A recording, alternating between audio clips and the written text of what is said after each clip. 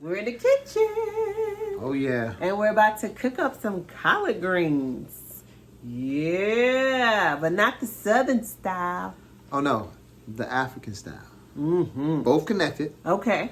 But just this one just provides a little more flavor and a different type of texture. Yes, it's going to be delicious. And these greens came from our garden. That's right. Okay. Go wash your hands. For this recipe, you'll need collard greens. We went out and picked some collard greens that we grew in our garden. We have about 3 or 4 different varieties that we grew, so we just went out and got like 2 bunches. We're going to be cooking collard greens. Okay, so today we're going to be cooking African style collard greens. Yes. We're going to be using 3 types of greens. All the greens were grown in our garden. We have the purple collard, we have your curly collard, and your traditional Georgia collard. So, as regards to flavor, I prefer a lot of times this curly collard. It's a little sweeter and a little more tender than the rest, but they are all delicious. Now, what makes this a African recipe is that we have a special ingredient, which is right here, peanut butter. And so it may not sound as good, but after we finish, you'll know this is one of the most delicious ways to cook collard greens. Into collard greens, you'll also need leeks, onions, diced tomatoes, garlic, and ginger. Okay, the first thing we got to do is cut up our greens. And the way I learned is from my auntie a long time ago. She told me to roll them up like this, stalk and all, because the stalks is good. It's got lots of nutrients. And then start cutting thin little slices starting from the top and cut it all the way down to the stalk. Now, how thick you like your greens in terms of putting it on the fork is how you measure how much you cut. So you can cut thinner, but I like mine kind of like this. All the way down. There you go. Cut up greens. And you just got to cut all the bunch, the whole bunch. Cut it up just like so. So you want to make sure you cut all the greens up. Chop them up real nice. And we made sure we washed the greens before we started to chop, but we still give them a good rinsing once we get them all chopped up, including all the stalks, just to make sure that we, didn't miss anything. But you want to make sure you get all your greens chopped up. All right, so the first thing we're going to do after we have our greens nicely cut, we take them and we're going to put them in a pot of boiling water with a little salt in it. So we're going to be blanching the greens. So this is not where you cook the greens down until they're really wilted. This is where you get the greens just wilted enough, just soft enough and tender enough where they retain the nutrients, but they're easy to chew. So we're going to just put the greens in our pot like so. Trying not to do what I do all the time is get them all get in there. I don't know about you, but I cannot stand the smell of burning greens. Here we go. Yeah. Greens. Now, how long are we gonna let this cook for? So generally, let it go, start a rolling boil, and between 2 and 3 minutes. But it depends on how long, how tender you want your greens. So I like to just make sure everything gets in there, and it will kind of go down substantially. You're the king of blanching, right? I ain't gonna say that, but I've been doing it for a while, and I fell in love with blanching as soon as I found out about it, because it saves so much time when cooking greens. And if you're like us and like our family, we eat a lot of greens, so a lot of them.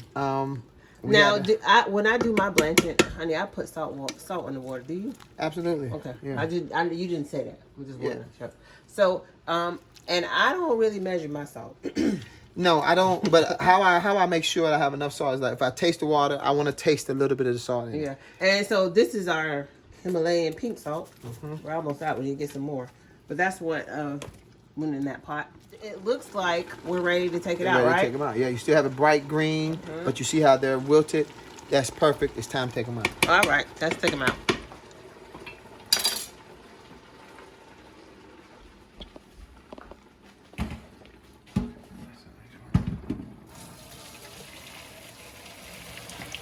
All that good pot liquor water going down the drain. I could be drinking that. Well, you got to remember, you didn't cook it so long where a lot of nutrients is in there. But in a survival scenario, yeah, you definitely could save that and use it. Like you wouldn't be blanching out in the wild. You would soup it all up and you would use everything. Well, you could use that to season something else. But we're not. Done? Oh, am I done? What, talking? No, I'm still talking. Because I'm gonna transfer it to this. Well, go ahead and just pour it in there as much as you can, because this is a strainer.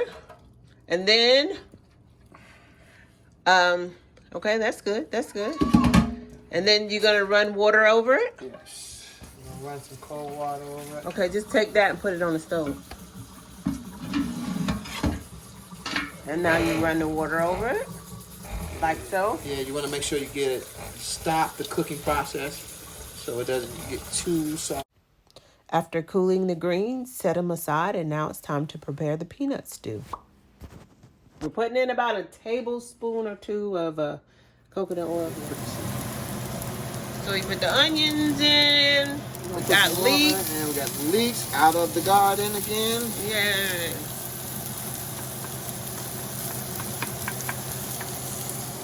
Okay. Of course, we're going to add some fresh garlic and ginger, both out of the garden.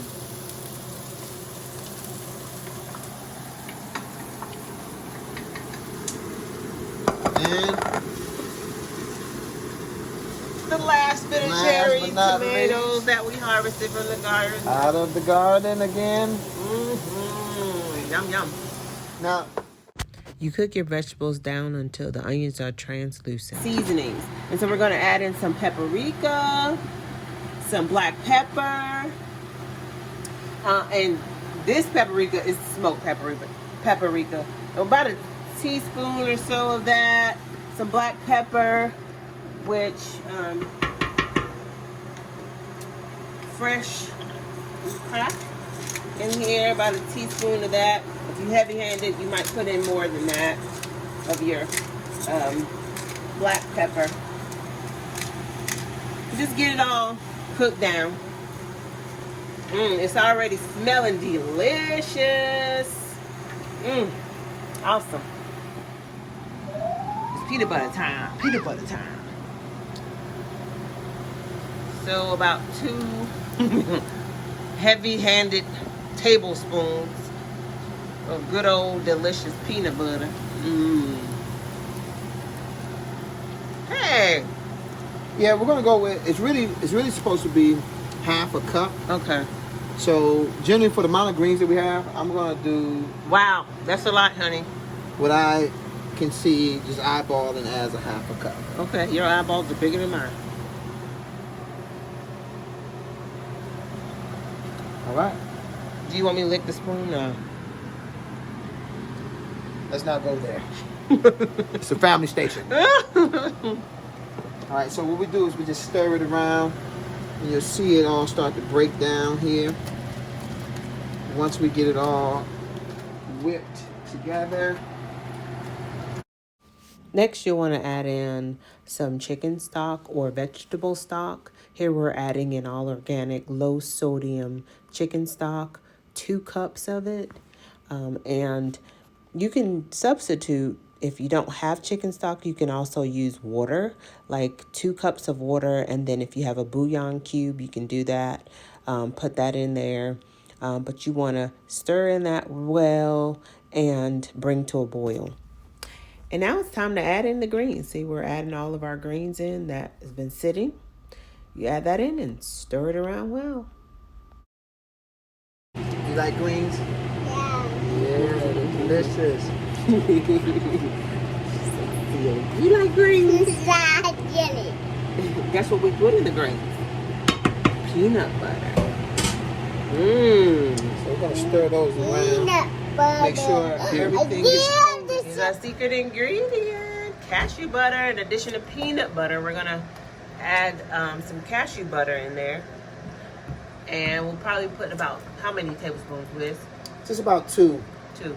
If it wasn't so expensive, we would actually replace the peanut butter with this cashew butter.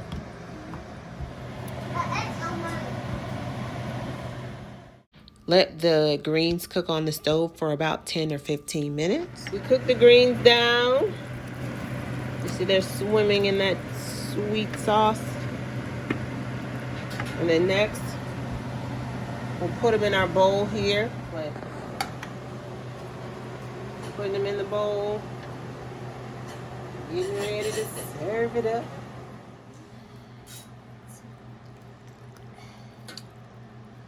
You going in it? Oh, wait. Let's go. Try them out, girlfriend. Nee.